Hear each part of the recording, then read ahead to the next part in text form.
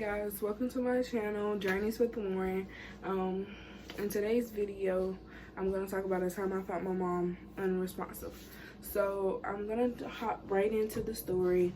So this one particular week, my mom was not really like feeling good.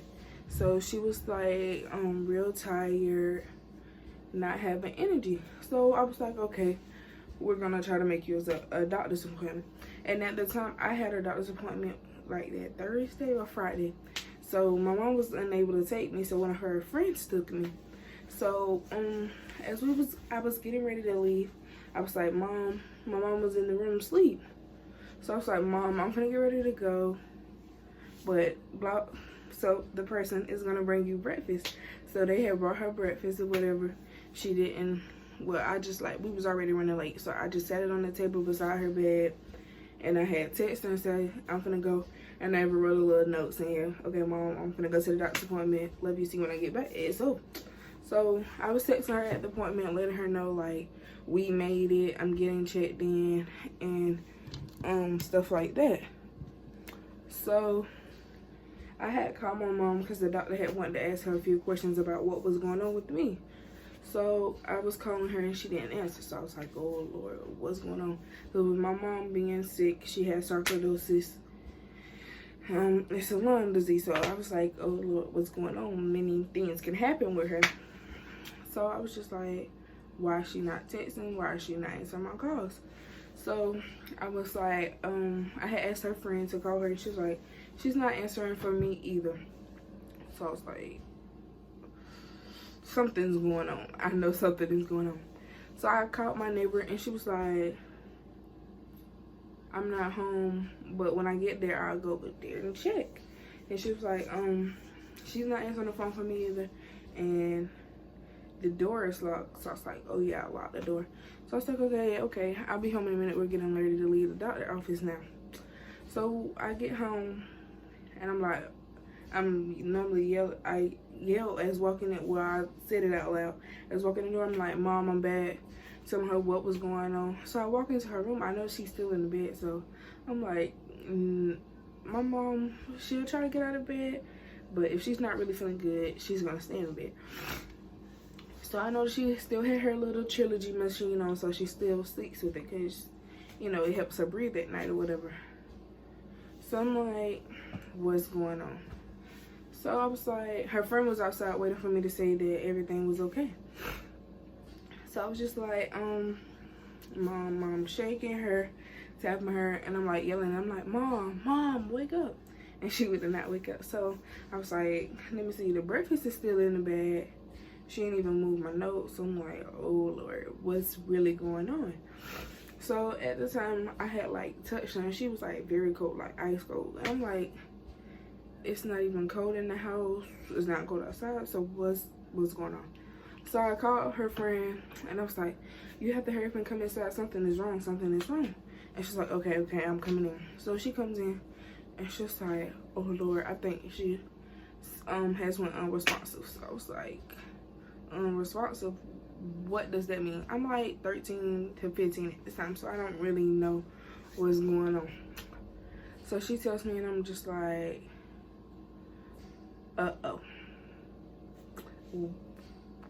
what is it that we can do?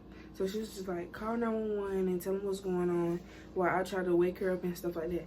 So as I'm talking to 911, she's trying to wake my mom up. She still wouldn't wake up. So she was like, she had sarcoidosis, right? And I was like, yeah. And she's like, oh, maybe too much carbon dioxide has built up on her, and it caused her to go like that. So she's like, what does that mean? And she's like, I'll explain it to you. Right now, we just have to make sure they get here to your mom. So I was like, okay, you're right. Well, that can wait. I'm more worried about my mom. So when the ambulance and stuff get there, they had like our street blocked off where we stay. Like nobody could get in from either way. So I was just like, oh Lord, what's really going on? So as they get there, they're asking me questions, asking my mom's friend questions, trying to see what's going on. Like, when's the last time she was up talking, moving? And I'm like, maybe the night before. I'm not even sure, because we go to sleep at different times. So I'm like, last night. I don't know what time, but last night.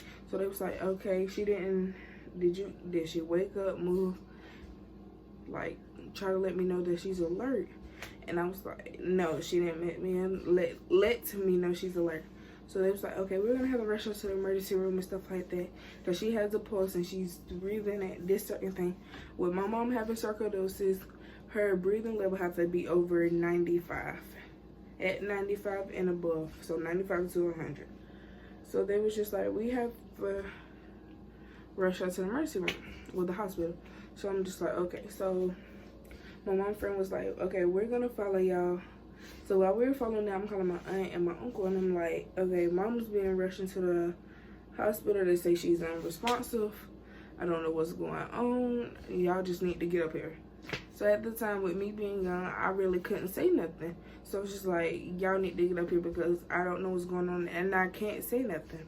So my aunt was like, okay, I'm on the way. So when stuff like this happened, my aunt, sorry auntie, I know you're probably watching this video, but she gets thrown off, like she gets shook. So she know what she has to do, but she have to pause and think for a minute. So I guess my auntie had to pause and think for a long time. So I'm like, oh my goodness, where's my auntie? Where is she at? I'm steady calling her, she's not answering the phone. So I'm just saying, like, oh Lord, I hope something ain't happened to my auntie while I'm trying to tell her something's going on with mom. And so my mom's friend was like, well, I'm gonna just stay here with you until your aunt get here.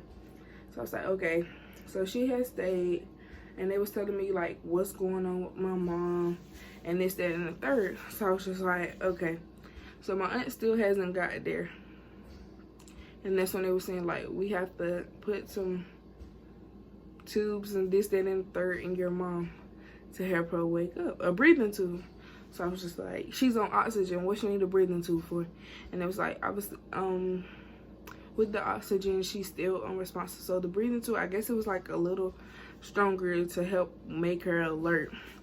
So I was just like, oh my goodness, I can't deal with this. So while all this was happening, I was just like, I'm stuck. I really don't know what's going on. I know what's going on, but I don't. So my aunt calls and she's like, okay, I'm almost there. I'm trying to find a parking spot and this and the third. So I'm just like, just park anywhere at the moment. So she's like, okay, I'm coming. Where are y'all or whatever? And I told her. And the first thing I could do when I see my aunt was break out crying. I was already crying at the house, but I had to get myself together before we left. So when I see my aunt, I like just immediately started crying. And she was like, what's wrong? And I was like, they're saying she's unresponsive and this, and I don't know what's going on, so can you go find out? So she was like, yeah, I'll go find out. So she went up there and she was like, we'll get to see her in a minute. So I was just like, we done been here for 30 minutes. Why can't I see my mom now? And she's like, they have to do certain many tests to really see what's going on with her and this, that, and the third. So I'm like, two doctors then said what's going on with her. So I'm ready to see my mom. We're anxious. So they still saying like we can't see her. So I was just like this is beyond me. I just want to make sure my mom's okay and I'm fine. So when we finally got to see my mom, I was just like looking at her because I was like, what are all these machines for? Why is this tube down her throat? Why is she not answering me when I'm saying mom? So that's when my aunt said she's still unresponsive. So the breathing tube is helping her to wake up. She has too much carbon dioxide on her. So I'm just like, how did that get on her? We haven't been around nothing. We've been home. And they was just telling me like what's really going on. And I'm just like, whatever it is, don't let nothing happen to my mom. Because without my mom, I'm like a lost puppy. So I'm just in the room talking to her or whatever, you know, holding her hands, doing different stuff, trying to see if she will wake up. And I was like, she's still not waking up. And I just kept on trying to do stuff, shaking her still. And it was just like, let her rest. And I'm like, she's asleep, but do y'all mean let her rest? My mom needs to wake up so I can make sure she's okay. So the nurse had came in and she was like checking on me. And she was like, explaining everything to me, because you know I'm young, so I really don't know. So then she says, we have to run some more tests. I'm gonna have to ask you to step out. And I'm like, to step out for what? I'm finally getting back here to see my mom and y'all want me to step out. So I really got the, I don't want to say it's anxiety, but it was just like, I was like, no, I cannot leave her side. So my aunt had to cool me down, and she was like, it's gonna be okay, I promise. They just let them do whatever they have to do for your mom to be okay. You want her to be okay? And it was like, yeah. So I was like, okay, I got over the fact that they had to run tests and stuff. So I was like, okay, I'm fine with that.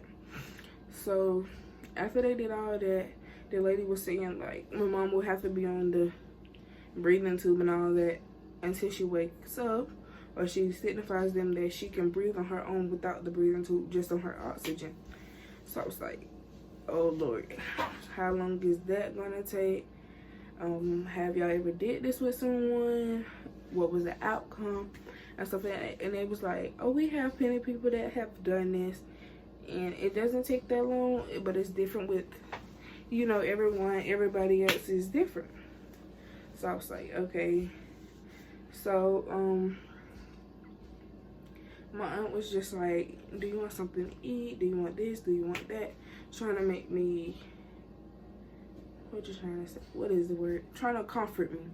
So I was like, no, I'm not hungry. I'm not thirsty. I just want to make sure my mom is okay.